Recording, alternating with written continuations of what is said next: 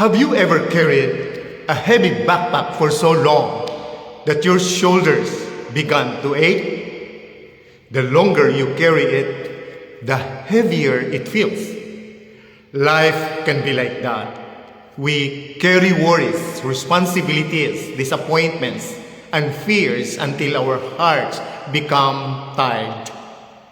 In Matthew 11, verse 28, Jesus says, "Come to me all who are weary and heavy laden, and I will give you rest."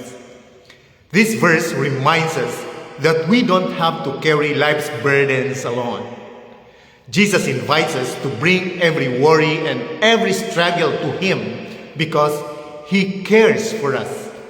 The rest that Jesus offers is more than physical rest.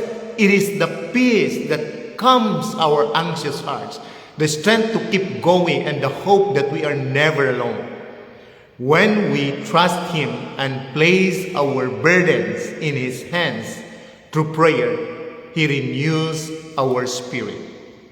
Today, may we choose to let go of the weight we were never meant to carry alone and accept the peace and rest that only Jesus can give. Amen.